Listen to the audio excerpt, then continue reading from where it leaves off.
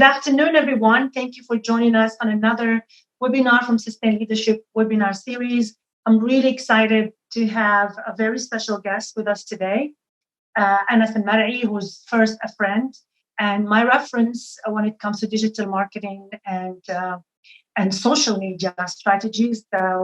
We have a lot of laughs sometimes at my illiteracy because it's really a very special topic, and not all of us, especially our generation, could really say that we are equipped or that we know so much about it.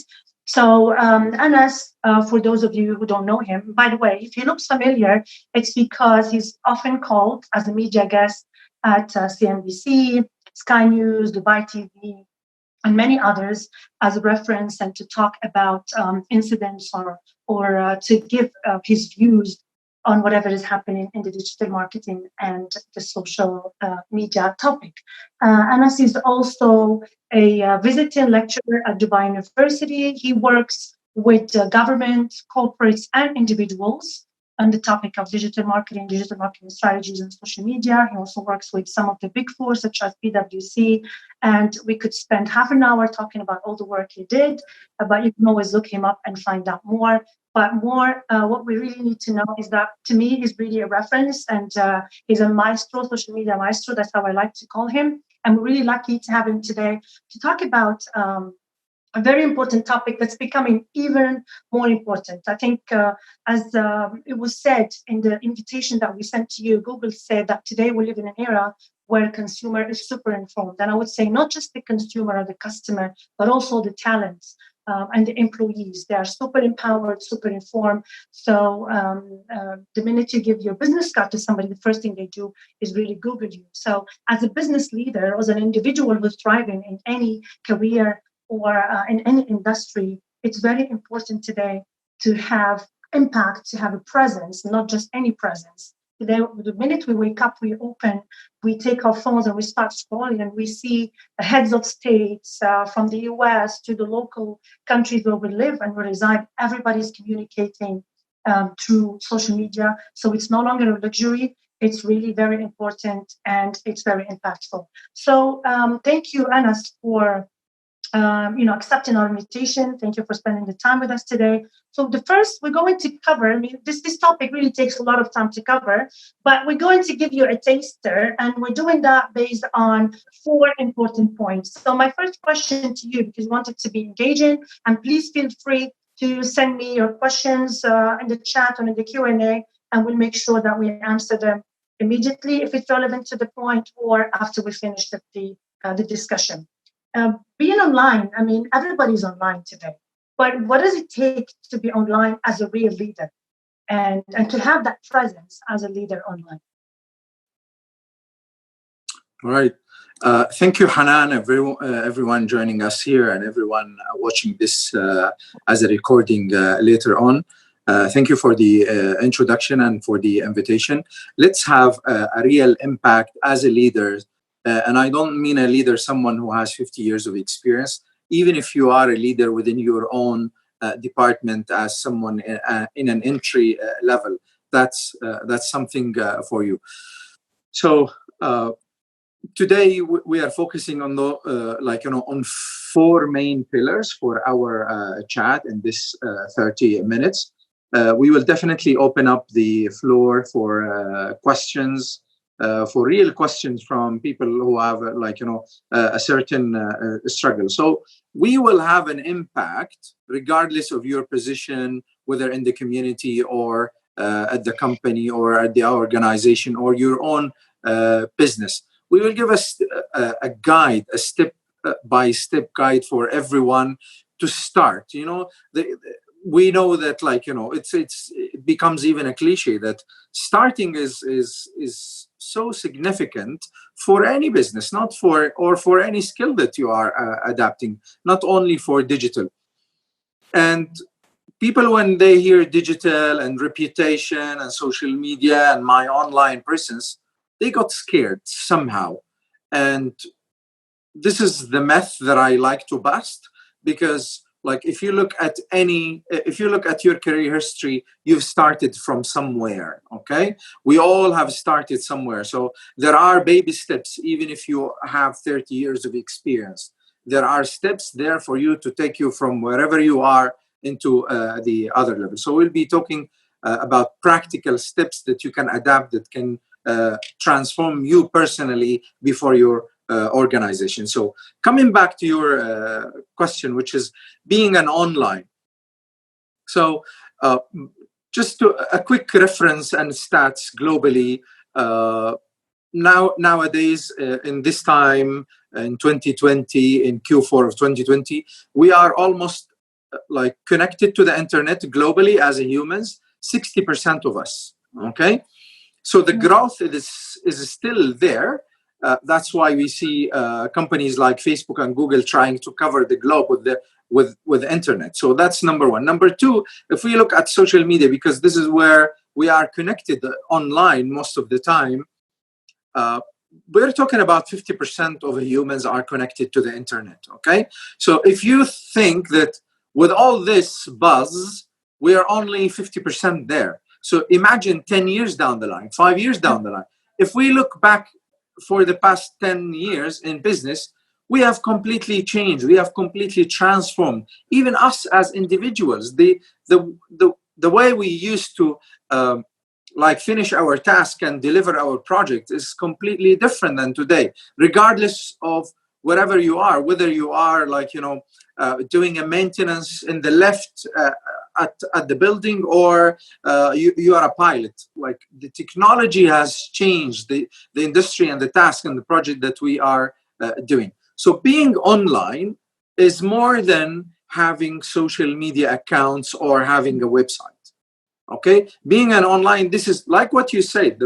The moment I grab your business card, if there are still people who are swapping business card anyway, the first thing we're gonna do is we are going to Google your name. So that's number one. Number two, based on my preference, like the social media platform that I like the most, I'm going to put your name there and see, like, is there a match between what have you told me and the way we see you at the company, and what is your fingerprint digitally? Okay, that's not only your I would say your portfolio or your participation, but that's also your CV. That's your portfolio. Okay, so no matter we know that 33% of professionals globally lie in their CVs. Okay, so you can lie whatever you want there in your CV. However, online is more questionable. Okay, online is more questionable, and people can double check that. I recall a moment where I was attending a conference, and one of the speakers said that this video has gained a lot of buzz, and we had hundreds of thousands of views. And one of the young digital talents pulled her mobile, opened YouTube and checked, and she found, like, he's exaggerating 10 times more than reality. And she raised her hand and said, oops, this is the real number. This is reality. So this is the digital defeat. This is what I call the digital, partially the digital defeat. Are you ready? Do you want to be in that position where you think that those youngsters, they don't have my experience, but they definitely have an edge over what you have, unless you have adapted technology. So being online is more than having social media accounts. Yes, it is overwhelming if you think traditionally 15 years ago that you should be online most of the time. It's not being online 24/7. It's having a strategy for your content. And we know that the word strategy is another buzz, Hanan. Don't you think so? So the way I look at content strategy or your social media strategy is, I think I would like to remind everyone, when they bought their car or their most valuable things, okay, When you buy a car, you should have a driving license. You should have an insurance for your car. You should drive on certain roads. You can't just go to the sea and drive your car there, okay? Unless it's equipped to maneuver in the water. So you can't drive just a car because you have a car, and you can't drive and steer your social media accounts because you do have them and it's easy to log in. Okay, so what should you have? You should have a driving license and insurance and a maintenance plan and so on. Okay, so we should consider our digital footprint, mainly social media, is the same way that we look at our valuable things. However, your car is a thing, and your car, if it, God forbid, got damaged or crashed, it's not like your reputation online. And we will mention some examples. So in brief, think of, because we're talking about cars and I'm not being biased, think of a digital wheel, okay? A digital wheel. That digital wheel looks very similar to Mercedes-Benz logo, okay? There are 3 parts in that digital wheel. And why did I choose a wheel? Okay, because it's dynamic, Hanan. It is dynamic because digital content and your the whole digital arena and scope, it is very dynamic. And we needed such pandemic like COVID so we can wake up and we could think of very short-term scenarios more than strategies. Look at Australia, what's happening in Australia right now, and what's happening in Germany, and what's happening everywhere. There's so much of uncertainty that we cannot plan for 3 months ahead.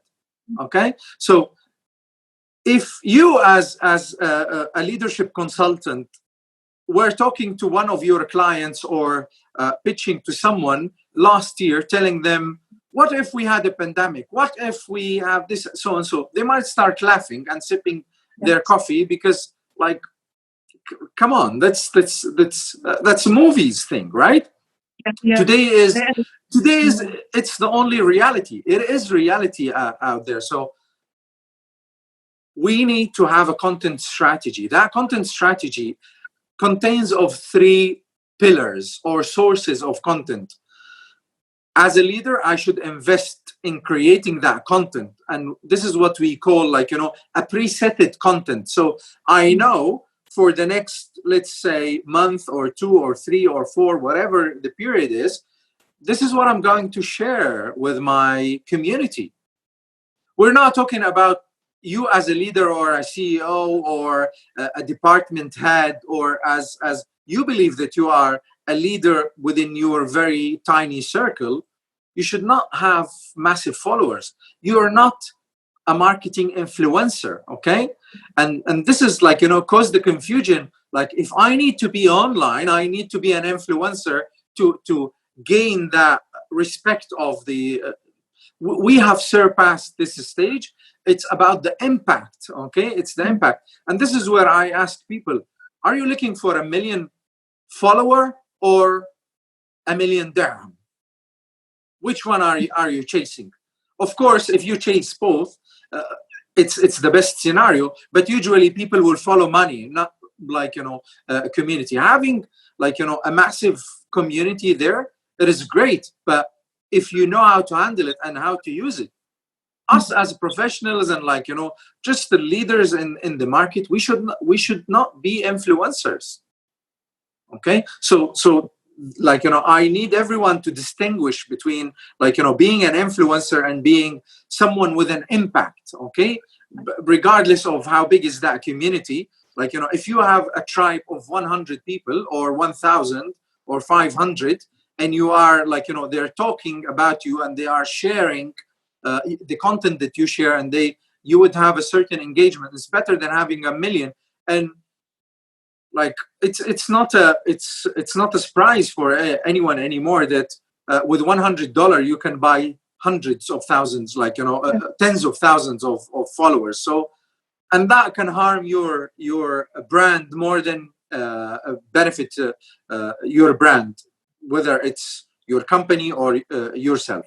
So coming back to our wheel, we spoke about presetted content. Then the second source for content is the ad hoc, okay? And there is no better time talking about ad hoc and upcoming events and things that we were not expecting than nowadays, post, we're still in the COVID. We are not recovered 100% from that. So having a space within my content plan for this is a must. So presetted, ad hoc. And as a leader, where I see more than 80% of leaders are missing, the secret piece of the puzzle is your stakeholders.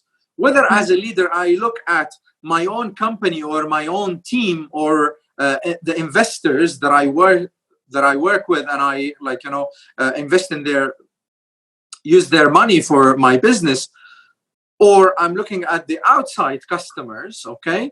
Your regular customers and clients, or any stakeholder, okay? So usually media, government authorities, associations, organizations, those are your stakeholders. So if I look at them and I engage with their content and I become an ambassador and a thought leader, not only a leader in my organization, but a thought leader on the internet within my capacity and within my industry, that will definitely, if you adapt this for a few months and worked with a strategy on that, and don't you think that when I say strategy, it has to be 500 pages? It's one page, okay? It's one framework that, okay, those are my list of stakeholders. There are 5. I need to watch what they are doing, and there are tools to help you with that, whether it's freebies or paid, and then you are going to to escalate in the ladder one step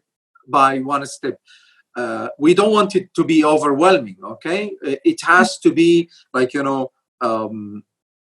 very well planned, okay? And you need to ask someone if you don't know the know-how, because you did not drive your car the first day without taking the lessons, theoretical lesson, practical lesson, and then passed that tough exam that it was a horror movies for most of us back in the day. So it has to be the same. So this is just in brief to talk about being an online is more than having a social media account.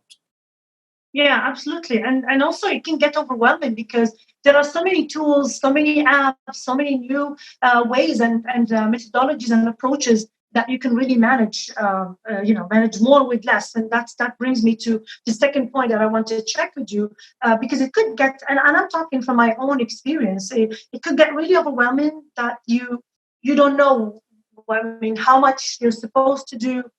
We have limited time. We need to focus on our own work, on our day-to-day, and this becoming really important. How do we have that presence, manage it, and as we said, manage more with less? So if you can just give us some ideas based on our experience working with corporates and governments, how do we go about it? Sure, Hanan, thank you. Doing more with less. I promise organizations or even governments or individuals that you can save up to 80% of your day-to-day on the online by using the right tool. And when I say the right tool, of course, we all have an access to Google, right? And we can ask Google, even we don't need to type. We can ask Google Search Assistant or Alexa or Siri, and we will have a list of tools.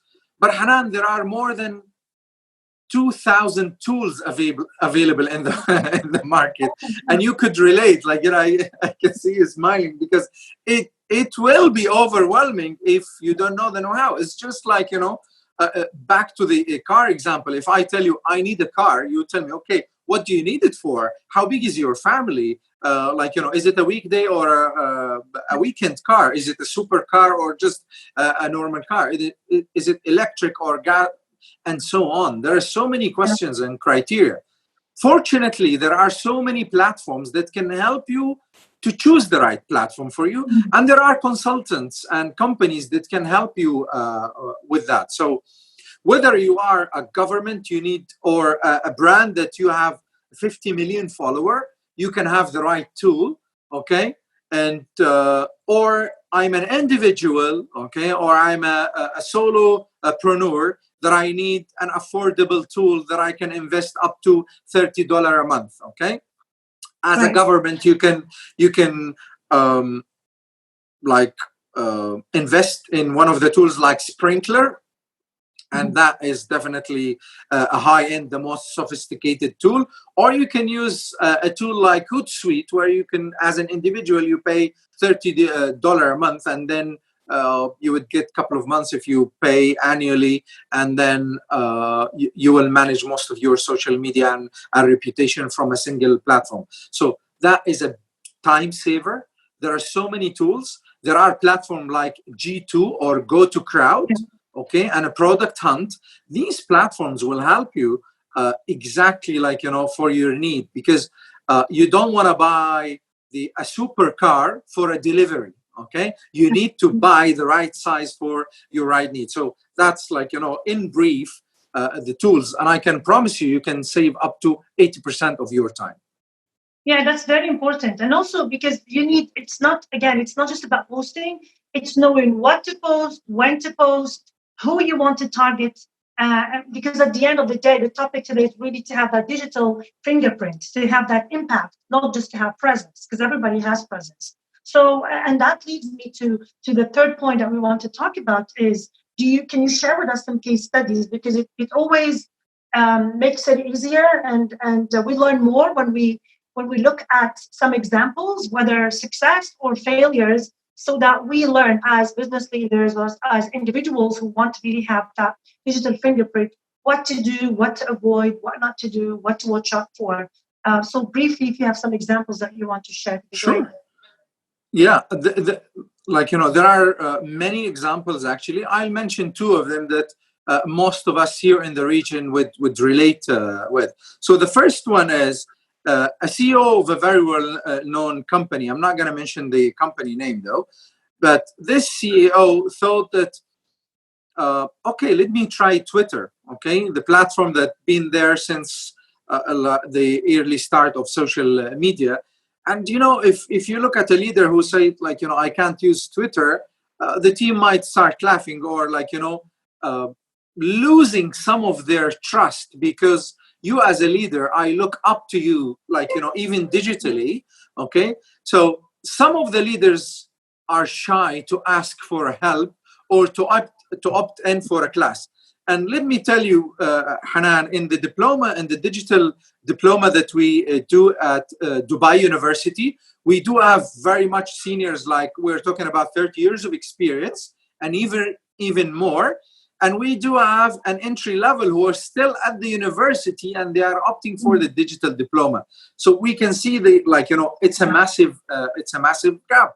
There is no shame in asking for knowledge, because at the end of the day, when the email came 30 years ago, we all learned how to email each other and so on.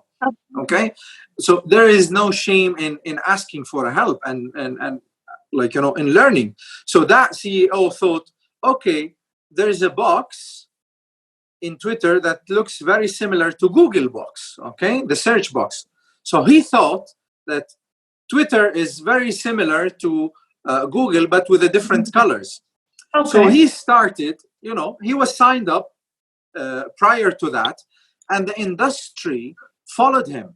The industry, your competitors, the media, your stakeholders, your employees, your customers are watching you, okay, whether for good or bad. So they have followed him. I can't recall the number of followers, but this CEO was followed by quite significant number of a community. And then what happened is that he asked Twitter 72 questions. It's just too many questions. Some of them were related to customers, some of them related to competition, some of them related to his personal growth, and he ended up tweeting 72 tweets. Oh my God. Okay, thinking that this is Google, okay, but he didn't have any answer, so he thought, okay, I might be doing something wrong. He must be comfortable sitting on the couch doing all these tweets. And sadly, next day he resigned because he was all over the news that a leader doesn't know how to use Twitter. Okay, so he resigned. Okay, we don't want this digital defeat to happen to anyone. Okay, and we know that some of the teenagers in America, she was hired by another global chain, and she sweared at the company before joining, on the night of joining, and she got fired because of that, misbehavior. Okay, so that's the bad example, or the misuse of technology, where it can really harm your. There's no mercy for whatever, even if you have 3 or 4 decades of experience and you are on the top of your game, such a tiny mistake can cost you your career. Okay, if we look on the other side, what makes those tech gurus and CEOs and rich people, not only rich, but also famous and leaders. Let's take an example, Steve Jobs, or he was not on social media, but he was there. He had something. He has a fingerprint, digital fingerprint. We're not talking about only being famous on social media. If we look at the founder of Tesla, okay, Elon Musk, or if we look today at, when he tweets, he changed the industry. The stock market changed because of a tweet that by one of those leaders. They have adapted technology. If I look at Sir Richard Branson, he's also the same. People are following what he's doing, and so on. There's so many examples. But since we are in Dubai, I'm going to mention an example where most of us can relate to, which is His Highness Sheikh Mohammed bin Rashid Al Maktoum, the ruler of Dubai. 15 years ago, 20 years ago, we used to rely on certain trusted sources for certain news, right? Now we are all on the same level. You and I, Hanan, and the most advanced media company, we wait for his tweet, as a news. We do have the same access. And there's a famous example saying, now in your mobile phones, there's a processor that more advanced than the processor that took Apollo to the moon, back in the 60s. So, we do have the same technology. It's how you use it. That's a tool. And if we look at a very bright example here from the UAE, and in particular Dubai, 3-4 years ago, there was an urge by the government to improve education and health sector. So a typical scenario, government would reach out to a management consultancy company that will charge the government hundreds of millions of dollars, and the execution for that project would be not less than 1 to 2 years as just the first phase, while the leadership thought, let's use the hashtag and Twitter as the platform, and within 2 days, they gathered almost around 70,000 applicable idea. The cost is only the the tool to gather all these thoughts from the internet, and the time is 2 days. Can I compare 2 days to 2 years? Definitely not. So these are 2 examples of being a leader, not only on the ground, but also on the digital space. If we look at the leadership here, or the country itself and the ministries, they are advanced more than so many companies, other than if we look at the rest of the world, we see that the private sector is more advanced than the public sector, and so on. So digital can even put you on the top of the list, even if you are in a region like the Middle East. So that's a case from the right side and the left side of the story. Thank you, Anas. These examples, we know them, but sometimes we don't pause and really think about this impact, and also these days, how it could be really very, very harmful, just a small tweet or a small mistake, or as you call it, a digital defeat. And definitely none of us wants to do that. So which brings me to the last point, and would be really helpful if you could share with us, so where do we start from? I mean, where to really have a digital fingerprint? If you can, definitely, I know this is a course on its own, but at least few tips that will make us think and reflect and have at least an idea of where we could really initiate this, roadmap of creating a digital or successful, impactful digital fingerprint as business leaders. All right. It's a great end for our talk today. There are 3 steps for that, Hanan. Number 1 is BCG, Boston Consulting Group, and Google came up with something called digital maturity model, okay?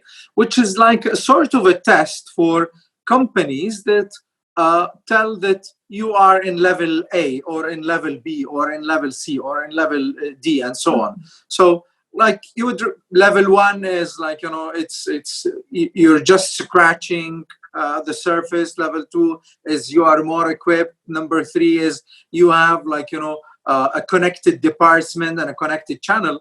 And the last level, which is the super level, where you are a truly digital company. And it's the same applies on individuals. By the way, speaking of that digital maturity model, the DMM, you would be surprised that 50% of companies globally, they do not have an integrated, digital strategy. Oh, wow, that's 50%. shocking.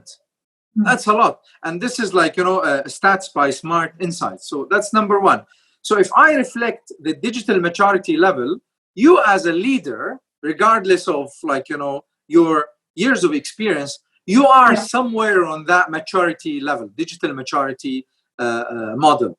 So you need to test yourself by either asking Google for a digital test, or you come to someone who are able to do that. Okay, so that's number 1. Number 2, it's a secret. Like this is the secret sauce of probably our all conversation here. Yeah, your content and your digital footprint, fingerprint, should be a reflection of your business goals, okay, and your personal goals. So I would meet myself. I would look at my own objective. What are my objectives? What is like, my next 10 years objective, 5 years, 3 years, 1 year, next month? And then I would interpret that into content, okay? If you can't do that, you should reach out to someone who could help you with that.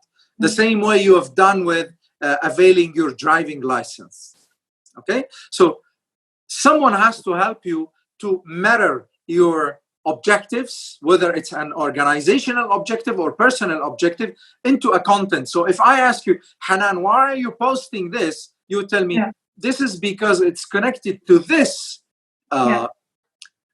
business goal or personal goal. You should not just post right and left and whatever you see others. It's not because your competitor has posted, okay? It's because it's aligned with my strategy. It's aligned with my core competencies. It's aligned with my purpose. What is your purpose? And so on. So number 1 is knowing your digital maturity level as an individual. Number 2 is aligning and connecting the dots, connecting the right and left of your business goals and your content. And number 3 is after defining that, you would probably start with either an online course. Google has offered in Arabic and in English many courses. Facebook is offering. Every platform is offering. And LinkedIn Learning, there are so many courses, and not only courses, path. So a path is a series or a group of digital courses, online courses that can literally shake up your knowledge and help you to move to the next level. So that is where you start. Online is definitely not enough. Having an in-class whenever COVID say goodbye to us, hopefully very soon, okay, and we're back to the class, or you are being coached by someone. We know that all these leaders around the world, they do have coaches and mentors. Steve Jobs has a mentor, had a mentor. Bill Gates till today, he has many mentors. Okay, so there's no shame of having, being mentored by someone. Even if you are a true leader, you would allow even someone way younger than you to mentor you digitally. Okay, and it will be a great success story. So these are the steps, very practical steps that can shift you from wherever you are to definitely a better level. With this, I hope I answered your questions. I can see that we tipped the time by a few minutes. We will open the floor for Q&A for 5 minutes, and if anyone has any further question, they can reach us on multiple social media channels, you and I, and whenever they see this recording later on, we're keeping our eyes, we walk our talk, we practice what we preach.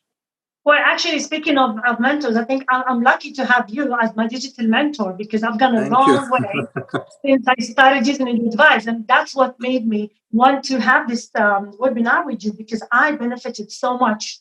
And I took so many things for granted. And there were so many little, details that you opened my eyes to that made a huge difference in the way I am managing my content digitally and on social media. So thank you. It was very insightful, and for the short time, we got a lot of insights. And open, if there is any question, you can write it to us, and be happy. Yeah, I'm looking at the chat.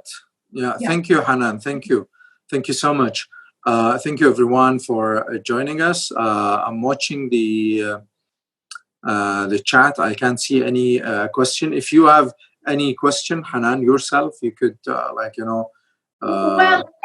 I mean, I had a question that I think everybody can benefit from. How do you make the choice of which channels you need to be more present on, or is it the same content that goes on all channels, or you have to really be careful what goes on which? Great question, Hanan.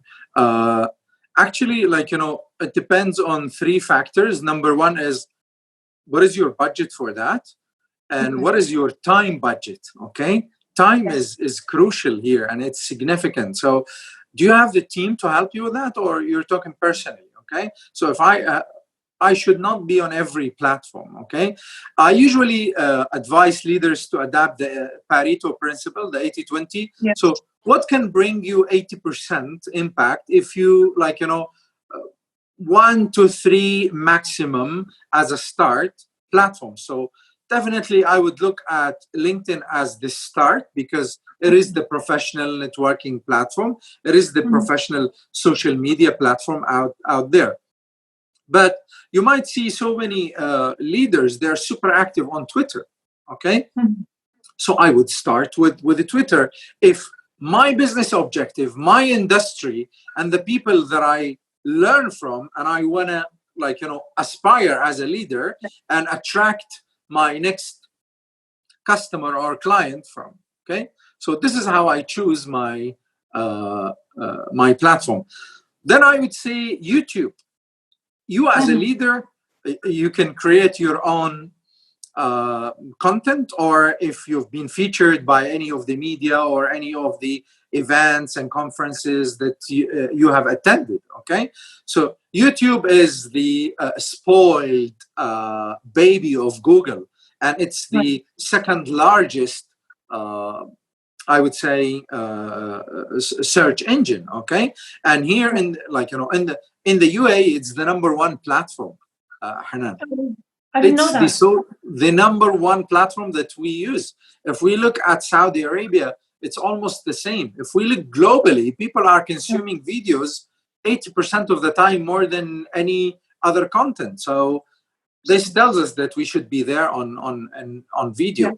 And then, if we look here at the region, the GCC, we would see a trend of people adapting into Instagram. Okay, so that could be my my third platform.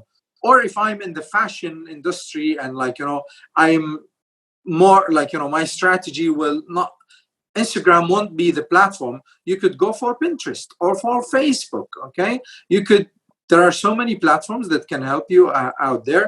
It depends on your community, people that you're learning from, your stakeholders, your company. Like, there are some certain factors that we've already mentioned, and then you would pick up your the best platform that helps you to achieve 80% of your goal. And then by the time you adapt others. However, Hanan, like, media has three types: the earned and the paid. Okay. And social media is like, yes, you do own the password and the username, but what if that company or that platform has stopped your account? Okay, then you would lose everything that you have invested there. That's why I commend leaders like you, Hanan, who has their own personal website. Okay, because that's the only asset that you own. Okay, so we should invest in building a website. Okay, because at the end of the day, that's what we like. That's what Google identifies, and that's what we own. Nobody will stop your website unless the servers or a catastrophe happened globally, God forbid. Okay, but social media is great. All the social networks are great. It can help you to achieve your goals, but you never own any of them if you have conflicted or the terms and conditions or community guidelines, or someone hacked into your account. However, a greater option, or you should always have a base, which is your personal website. Yeah, it's true. That's a good advice that I received as well. It's because at the end of the day, it's your personal brand. It has your name. If people tend to Google you, that's what they will get all the information. And again, it's really about aligning that to your vision and to how you want to be perceived. At the end of the day, everybody has a certain brand. It has to be consistent. You cannot want people to perceive you in a certain way, and then the content that you are posting is sending different messages. So it's very important to have that alignment, to have that consistency, as you shared, and to really use the right channels that will impact the right audience that you're looking for. Thank you very much, Anas. This was really, absolutely. very Thank you, Hanan, and everyone.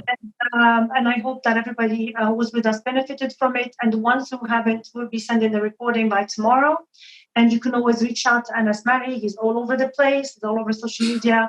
And myself, if you really have additional questions, or if you need any advice on how to develop and maintain an impactful digital fingerprint. Thank you, Anas. Thank you, everyone. Have a good evening. Thank you. Bye-bye. Bye.